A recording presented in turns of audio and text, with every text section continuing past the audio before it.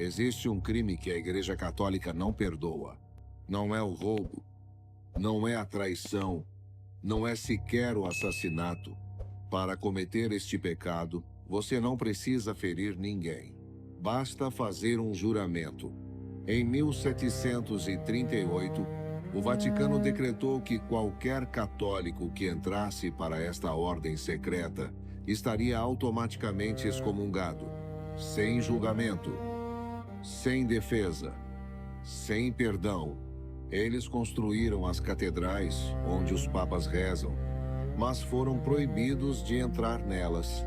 O que eles sabiam? O que existe nos rituais da maçonaria que fez a igreja declarar uma guerra que dura 300 anos? Hoje, nós vamos abrir os arquivos proibidos.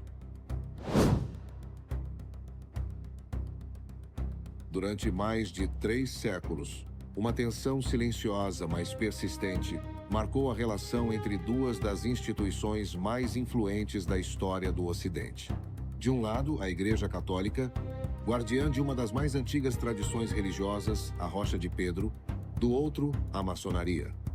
Uma fraternidade iniciática, discreta, que emergiu das sombras das catedrais medievais para a luz do iluminismo europeu.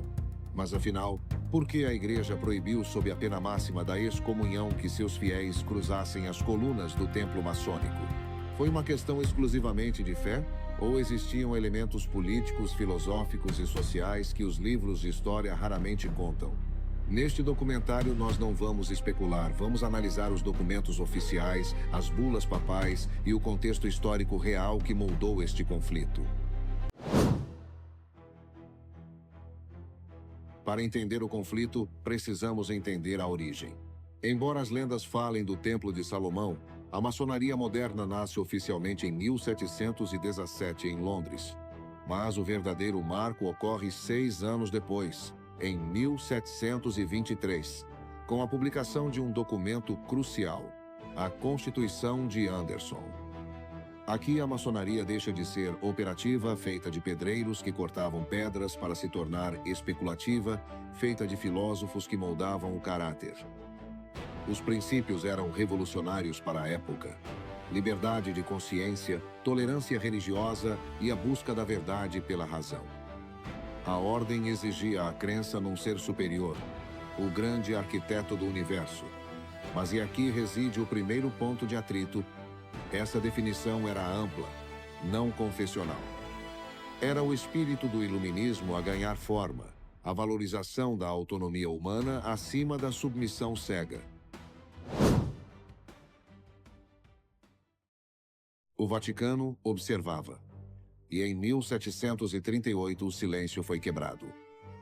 O Papa Clemente XII publicou a bula In Eminente Apostolatus Specula. Este é o documento zero do conflito. A bula foi taxativa. Proibia expressamente que católicos ingressassem nas lojas, sob pena de excomunhão latae sententiae automática. Mas quais eram as acusações? O Papa listou 4 ameaças principais. Primeiro, o caráter secreto das reuniões. Segundo, os juramentos de silêncio considerados ilícitos. Terceiro, a mistura de homens de diferentes religiões no mesmo espaço, o que poderia levar ao indiferentismo. E quarto, o temor de articulações políticas ocultas. Lembre-se, na Europa do século XVIII, Igreja e Estado eram um só corpo. Uma organização secreta autônoma que se reunia a portas fechadas não era vista apenas como uma heresia, mas como uma ameaça à estabilidade do próprio poder real e divino. O tempo passou e a tensão, em vez de diminuir, explodiu. O século XIX trouxe as revoluções liberais e a defesa da laicidade do Estado. Em muitos países, maçons estavam na linha de frente para reduzir a influência política do clero. A resposta da Igreja veio com força total em 1884, com a encíclica Humanum Genus, do Papa Leão XIII. Este é talvez o texto mais contundente já escrito sobre o tema. Leão XIII descreveu o mundo dividido em dois campos opostos: o reino de Deus na terra, representado pela Igreja, e o reino de Satanás, que ele associava às correntes racionalistas e naturalistas da maçonaria. O conflito aqui já não era sobre segredo, era filosófico. A Igreja defendia a verdade revelada vinda do alto. A maçonaria defendia o naturalismo e a razão humana. Para o Papa, a ideia maçônica de que todas as religiões eram iguais, o relativismo, era um veneno mortal para a fé católica. Chegamos ao século XX. O mundo mudou, as monarquias caíram, a democracia avançou, a Igreja realizou o Concílio Vaticano II. Muitos católicos perguntaram: a paz foi selada? Em 1983, foi promulgado o novo Código de Direito Canônico. Curiosamente, ele não citava nominalmente a palavra maçonaria, ao contrário do código anterior. Isso gerou confusão. Estaria liberado? A resposta veio rápida. A Congregação para a Doutrina da Fé publicou uma declaração oficial esclarecendo que o julgamento negativo da Igreja permanecia inalterado. O texto foi claro: os princípios maçônicos continuam inconciliáveis com a doutrina da Igreja. Portanto, um católico que se torna maçom está em estado de pecado grave e não pode receber a Santa Comunhão. A lei mudou a letra, mas manteve o espírito. Ao analisarmos estes documentos, percebemos que o conflito se sustenta em três pilares inabaláveis. Primeiro, a autoridade. A Igreja baseia-se na revelação divina e na tradição. A maçonaria enfatiza a busca individual e livre da verdade, sem dogmas impostos. Segundo, o relativismo. Nas lojas, a Bíblia, o Alcorão e a Torá podem estar lado a lado como livros da lei. Para a Igreja, isso sugere que não existe uma única religião verdadeira, o que fere o dogma central do cristianismo. Terceiro, o segredo. Embora a maçonaria se diga discreta e não secreta hoje, a Igreja sempre manteve cautela sobre juramentos feitos a organizações que não estão sob sua supervisão moral. Para o maçom, ele não é adversário da religião. Ele é um defensor da liberdade.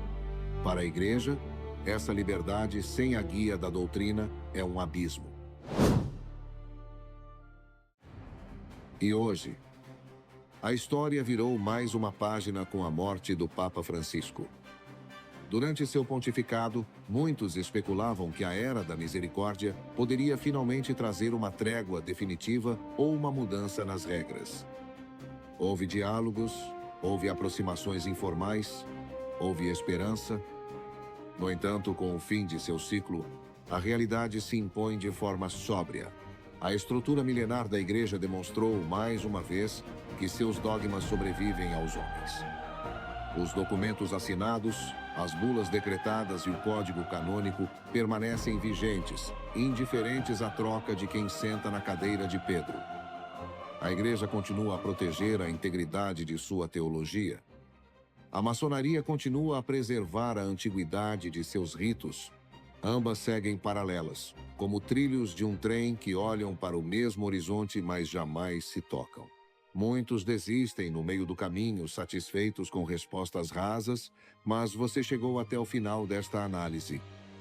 Isso separa os meros curiosos dos verdadeiros estudantes da história. Para provar que você faz parte da minoria que busca profundidade e que assistiu a este documentário até o fim, escreva agora nos comentários a frase: "A verdade prevalece".